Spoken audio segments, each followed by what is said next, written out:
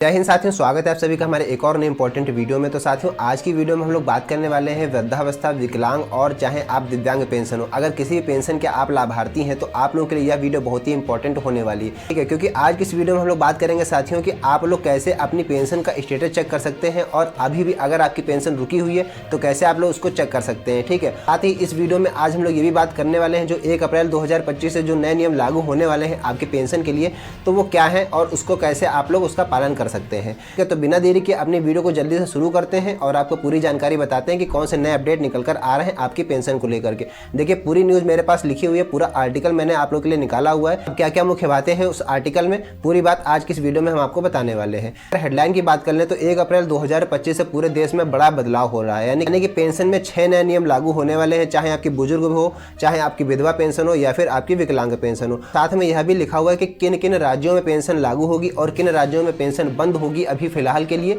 वो भी बात अभी हम लोग इस वीडियो में आज करने वाले हैं। आपको सबसे पहला काम ये करना है कि अगर आप चैनल पर पहली बार आए, चैनल को सब्सक्राइब जरूर कर लीजिएगा ताकि इस तरह की इंपॉर्टेंट वीडियो को नोटिफिकेशन आपको सबसे पहले प्राप्त हो सके। ठीक है, हम लोग बात कर लेते हैं कि भारत में पेंशन सिस्टम जो है वो जल्द ही बड़े बदलाव होने जा रहे हैं। जैसा कि अगर आप पेंशन धारक हैं तो आपको पता होगा कि हर 6 महीने या हर महीने या हर साल भी आपकी जो है पेंशन में बदलाव होते रहते हैं। कुछ ना कुछ बदलाव, कुछ ना कुछ महत्वपूर्ण अपडेट आप लोगों के लिए आती रहती है। इन बदलावों का जो मुख्य उद्देश्य रहता है, सरकार ये बदलाव इसलिए करती है ताकि भाई आप लोगों को वित्तीय सुरक्षा प्रदान हो सके, आप लोगों की जो पेंशन प्रणाली है वो काफी कुशल बन पाए।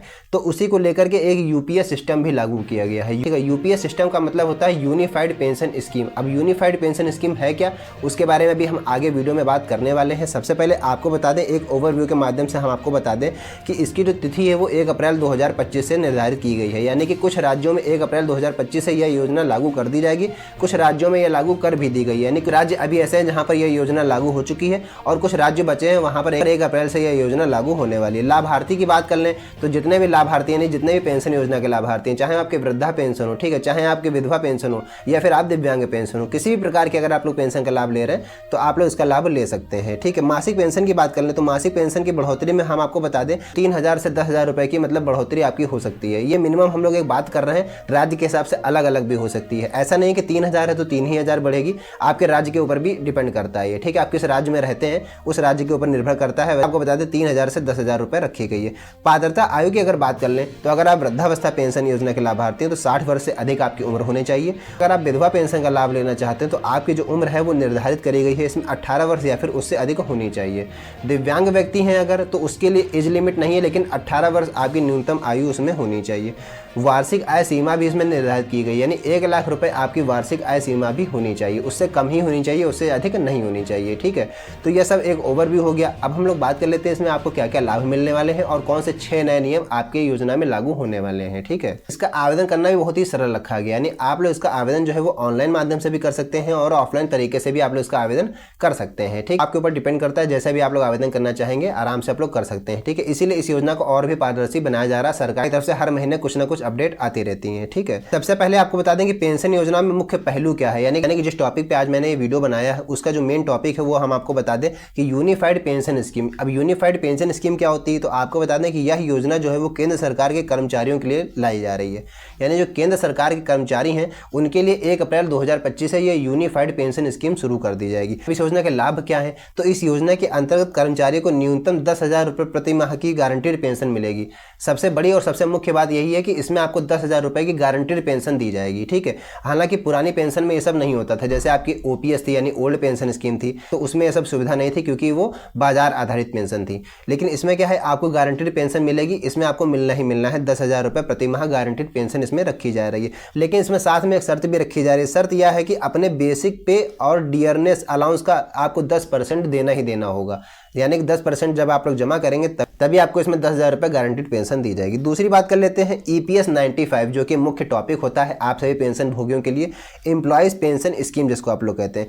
इस योजना में भी महत्वपूर्ण संशोधन किए गए हैं जो निजी क्षेत्र के कर्मचारियों को लाभान्वित करेंगे, यानी EPS 95 के अंतर्गत निजी क्षेत्र के जो कर्मचारी हैं उनको भी फायदा इसमें दिया जाएगा। हम लोग कर लेते हैं पेंशन योजना में पात्रता मानदंड क्या रखी गई। यानी अगर आप लोग पेंशन योजना में अगर आवेदन करना चाहते हैं, पेंशन का लाभ लेना चाहते हैं, किसी कारण से आपका पेंशन अगर आपने फॉर्म भरा रिजेक्ट हो गया तो दोबारा से आप लोग कैसे आवेदन कर सकते हैं और आप उठा सकते हैं। तो आपको बता दें पेंशन योजना के लिए पात्रता क्या रखी गई। तो वार्षिक पारिवारिक आय मैंने अभी आपको बताया 1 लाख रुपए आपकी होनी चाहिए।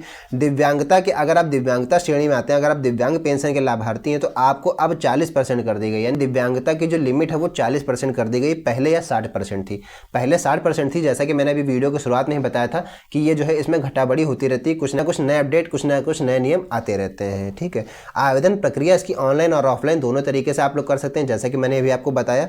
अब आपको बता दें इसमें आपको डॉक्यूमेंट कौन कौन से चाहिए होंगे, आवश्यक दस्तावेज कौन से चाहिए होंगे। तो इस पेंशन योजना का आवेदन करने के लिए आपको मुख्य रूप से कुछ डॉक्यूमेंट चाहिए होंगे, वो आपको लिख के रख लेना, कॉपी पर लेके बैठ जाइए। ये सारे डॉक्यूमेंट्स आपको लिख लेने, क्योंकि जब आप लोग आवेदन फॉर्म भरने जाएंगे तो यही आपको चाहिए होंगे। सबसे पहले आपको आधार कार्ड चाहिए होगा, जो कि बेसिक होता है। किसी भी अगर आप लोग योजना का फॉर्म भरेंगे सबसे पहले आपको आधार कार्ड तो चाहिए होता है, ठीक है, क्योंकि मैंडेटरी है, पूरे भारतवर्ष में चाहिए होता है। आधार कार्ड के बाद आपका चाहिए होता है आय प्रमाण पत्र, प्रमाण पत्र के बाद आपका चाहिए होता है आयु प्रमाण पत्र, ठीक है, यानी जिसको एज सर्टिफिकेट भी कहते हैं। और दिव्यांगता प्रमाण पत्र, अगर आप लोग दिव्यांग योजना का फॉर्म भर रहे हैं पेंशन योजना का, तो आपको दिव्यांगता प्रमाण पत्र चाहिए होगा। और अगर आप लोग विधवा पेंशन योजना का फॉर्म भर रहे हैं तो आपको मृत्यु प्रमाण पत्र चाहिए होगा पति का, ठीक है, महिला के पति का मृत्यु प्रमाण पत्र चाहिए होगा। सब आपको डॉक्यूमेंट चाहिए होंगे। अब आपको बता दें कि अब आप लोग आवेदन कैसे कर सकते हैं। यानी कि अगर आप लोग पेंशन योजना का आवेदन करना चाहते हैं तो किस प्रकार से करेंगे। तो ऑनलाइन आवेदन के लिए आपको जाना है इनकी आधिकारिक वेबसाइट पर, यानी जिस भी राज्य में आप रहते हैं उस राज्य की आपको आधिकारिक वेबसाइट पर जाना है। अब आप लोग कमेंट करके जरूर बताइएगा किस राज्य से यह वीडियो देख रहे हैं, ठीक है। अगर आपको ऑफलाइन आवेदन करना है तो ऑफलाइन आवेदन करने के लिए हम आपको बता दें कि निकटतम सरकारी कार्यालय या फिर बैंक शाखा में जाकर के आप लोग ऑफलाइन आवेदन अपना कर सकते हैं। बड़ा ही आसान तरीका है। ऑनलाइन चाहते हैं तो आप CSC सेंटर या फिर जनसेवा केंद्र वगैरह में कहीं पर भी जाकर के आप लोग इसका आवेदन कर सकते हैं। अगर आप लोग ऑनलाइन नहीं कर पा रहे हैं तो ऑफलाइन माध्यम से करने के लिए आपको किसी सरकारी कार्यालय में जाना पड़ेगा, या फिर आप लोग अपने नजदीकी बैंक शाखा में भी जाकर के आवेदन कर सकते हैं। दस्तावेज जमा करना है, यानी कि आवश्यक दस्तावेज आपको जमा करने हैं, यानी कि आपको अपने आवश्यक दस्तावेज जमा करने हैं। वहां से आपको एक आवेदन पत्र दिया जाएगा, उसको आपको लेना है और फटाफट से अपना भर देना है। एक पासपोर्ट साइज की एक फोटो भी लगा दीजिएगा। जो डॉक्यूमेंट आपसे मांगे जा रहे हैं उन सारे डॉक्यूमेंट्स की फोटोकॉपी आपको उसी आवेदन फॉर्म के साथ संलग्न कर देनी है। तो इस प्रकार से आप लोग अपना आवेदन कर पाएंगे। बहुत ही आसान तरीका है और आप लोग सुचारू रूप से अपनी पेंशन का लाभ ले पाएंगे। और साथ ही आपको एक महत्वपूर्ण बात हम और बताना चाहेंगे कि पेंशन के लाभार्थी कौन कौन रखे गए हैं। यानी जो 1 अप्रैल 2025 से जो नए नियम लागू होने वाले उसके तहत अब कौन कौन लाभ ले पाएगा और किनको श्रेणी से बाहर कर दिया गया।